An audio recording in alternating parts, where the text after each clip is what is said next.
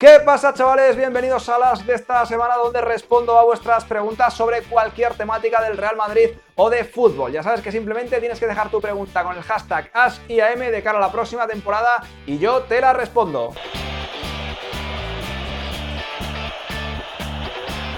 Muchas gracias por estar ahí, chicos. Ha sido un gran show de preguntas y respuestas. Creo que es uno de vuestros favoritos. Y nada, en este show más gracias que nunca porque sin preguntas sería imposible de hacer. Así que deja tu like, suscríbete si es que te ha molado el vídeo y sobre todo deja tu pregunta si quieres salir en él o poder salir en la semana que viene. Gracias por estar ahí. Hasta el siguiente vídeo. De cara a una próxima temporada de la que me habéis preguntado muchos de si el Real Madrid va a poder ganar todo, si no va a poder ganar todo. Yo de verdad que no es por echarle al suelo las expectativas, que no es por poner la venda antes de la herida, ni por ponerme en escenarios apocalípticos, pero creo que el Real Madrid ha tenido un retroceso competitivo tan grande este año que no sé, que albergo algunas dudas de si en una temporada o en un verano se va a poner en condición de volver a ganar todo, que es lo que hay que exigir a estos equipos. Por ejemplo, el Liverpool no va a ganar la Liga, pero va a estar ahí. No sé si ganará la Champions, pero ha estado ahí. Ese es el objetivo del Real Madrid, volver a semifinales y en la Liga llegar a que se decida a tu favor o en contra en las dos últimas jornadas. Yo creo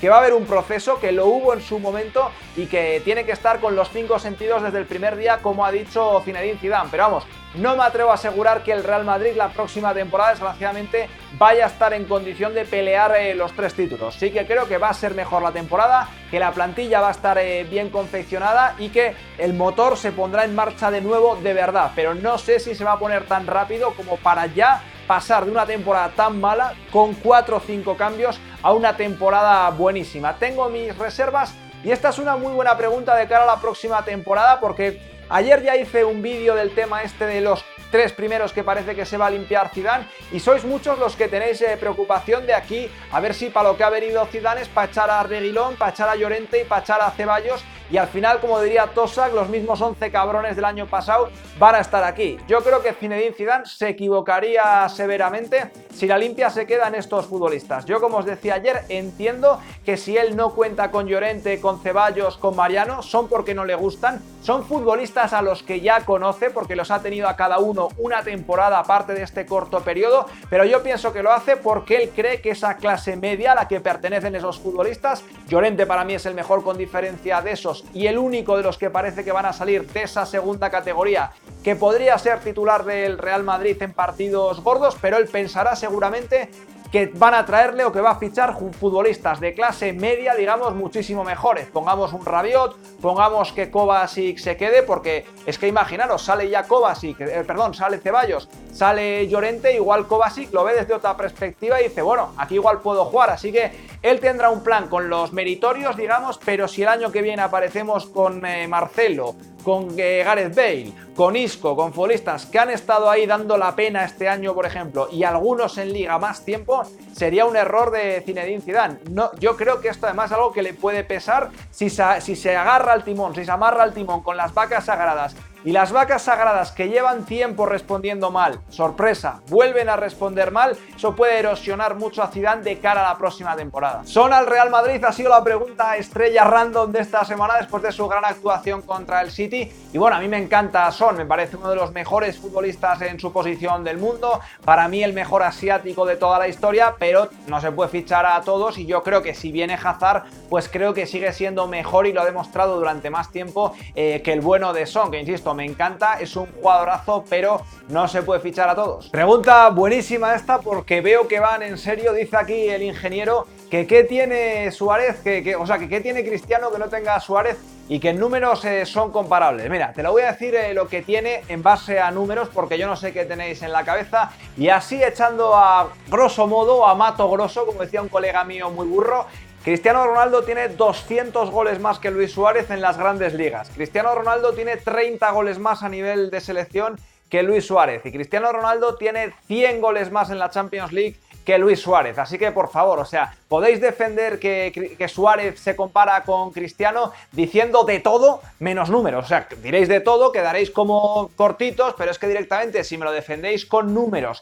que Cristiano Ronaldo y que Luis Suárez son comparables, es que me dais penita. O sea, es que quiero hacer obra social con vosotros y pagaros aunque sea clases de matemáticas, porque, por favor, que vais haciendo el ridículo. O sea, ir al otro canal y decir que los números que no sé dónde los habrá sacado se sostienen, porque la realidad es 200 goles más en Grandes Ligas, 30 goles más a nivel internacional y 100 goles más en Champions League, que Cristiano ha tenido temporadas en las que casi ha marcado más goles que Luis Suárez en Champions en toda su carrera. Por favor, tened algo en la cabeza. Si eres el único que crees que hay un lobby mediático a favor del Barcelona, pues no, majo, no eres el único que lo crees. Tú me hablas de ESPN, creo que era en México, que no lo tengo delante. Mira, aquí en España, Bein Sports, que es quien echa los partidos, lo dirige un independentista catalán y socio del Barcelona, y la cuenta en Twitter y tal y redes sociales de la Liga la lleva el anterior community manager del Barcelona. ¿Qué me vas a decir a mí de si eres el único? Esta es una de las preguntas más interesantes. Si Mbappé puede llegar al nivel de Cristiano y Messi a lo largo de su carrera.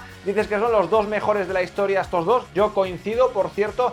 Y mira, yo ya con Mbappé estoy empezando a entrar en un terreno en el que ya no me atrevo a decir nada que diga que no puede hacer este chico, porque lo que está demostrando es absolutamente bestial. Vale que es en la liga francesa, pero vamos, lo que hace es absolutamente trasladable a cualquier contexto, como demuestra en la Champions League o demostró sobre todo en años anteriores y como enseñó en el Mundial. Sus números son tremendos, tiene pinta que tiene la cabeza bien amueblada, que es un tío humilde, y es que yo ya en este punto no me atrevo a decir que no vaya a igualarles o que no se vaya a poder comparar de aquí al final de su carrera con lo que han hecho Cristiano y Messi, porque es que sigo diciendo que a los 20 años es mejor, su cifra de goles es mejor, ha ganado ya el Mundial siendo un jugador importante, y es que la pinta es que todavía no ha alcanzado su techo, tiene una madurez, cómo define, la potencia física, en lo inteligente que es, lo tiene todo, y de verdad, yo ya es de estos tipos de deportistas en los que me meto en, ya no voy a decir que algo no pueden hacer, es como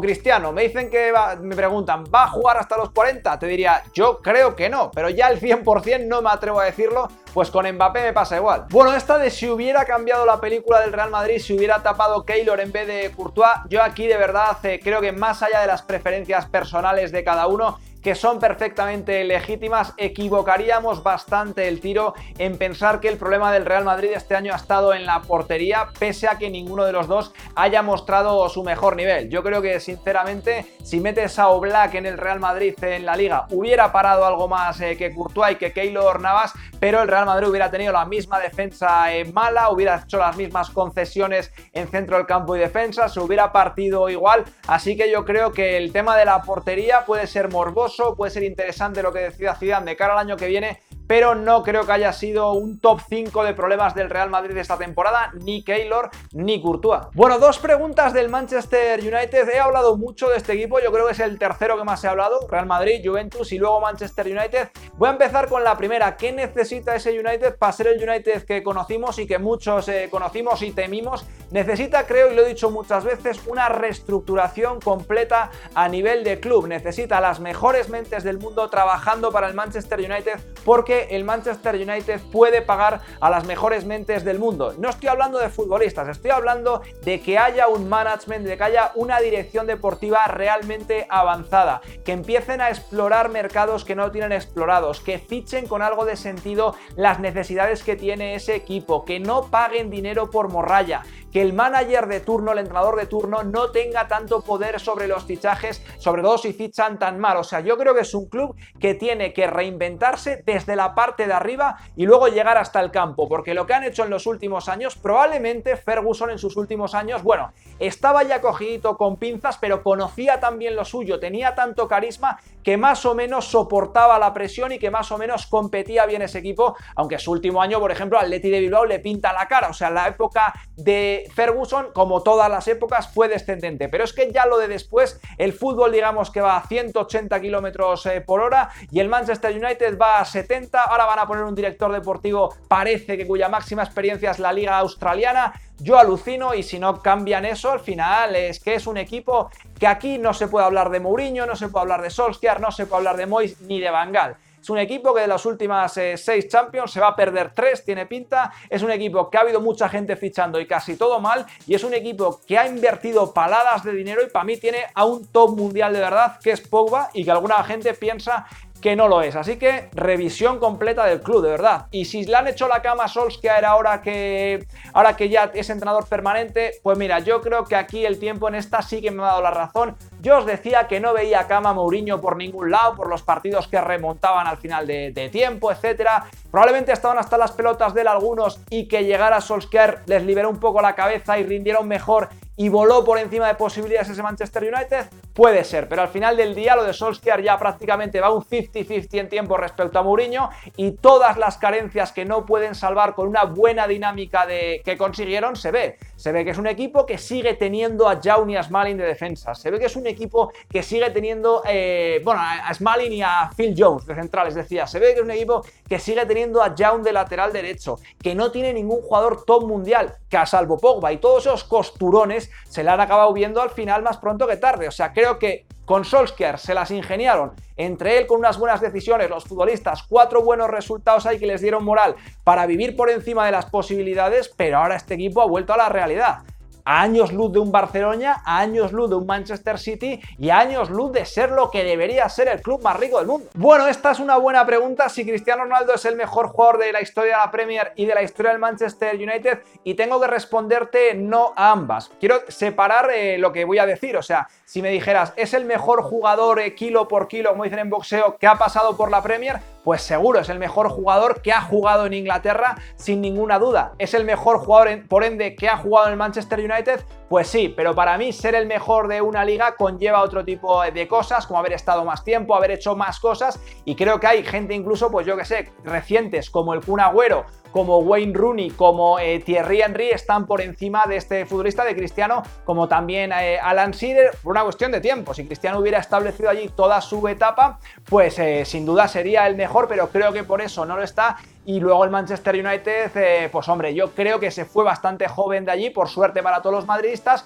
y tiene a bastantes futbolistas, o a varios futbolistas, digamos, por delante en el panteón. Que no digo que sean mejores, pero que definitivamente están por delante, y no me voy a ir ya, pues yo que sé, a hablar de Josh Best, a hablar de Bobby Charlton, en fin. Gente que ha sido absolutamente referencial en aquel club, gente que ha sido icónica, gente que forma prácticamente de la cultura pop de Manchester, o sea que genial jugador, el mejor talento que ha pasado por allí, puede ser, pero según yo lo veo, ni el mejor de la Premier ni el mejor del United en el sentido de trayectoria, etcétera. Bueno, una muy buena pregunta de Ligt y Militao. Está claro que si acaba viniendo el holandés al Barcelona se les va a comparar porque llegan en el mismo momento. En fin, esto ha pasado siempre a lo largo de la historia. Y yo creo que sinceramente puede ser que ambos hayan acertado con las características de central que fichan, porque De Ligt para mí quizás tiene un techo más alto que Militao, he de reconocerlo, y además se adapta perfectamente a lo que quiere el Barcelona en términos no solo defensivos, que los maneja este chico, sino también en términos de juego con el balón, que es imprescindible para su famoso estilo y estas cosas. Y el tema de Militao también es un central aguerrido, es un central muy rápido, es un central que va muy bien por alto y que podría entroncar con futbolistas en características como Pepe, que también le han funcionado muy bien al Real Madrid. Yo creo que cuando llegó Pepe al Madrid, igual me baila porque estoy sacándola esta de memoria, también llegó por ahí Rafa Márquez, cada uno con sus características, hizo un absoluto carrerón tanto en Barcelona como en Real Madrid. Así que creo que son dos fichajes coherentes, que son dos fichajes de dos muy buenos defensores, que quizás el techo de Ligt para mí es mayor, pero que pegan, los dos futbolistas pegan con los que le van a pedir luego que hagan en sus respectivos equipos.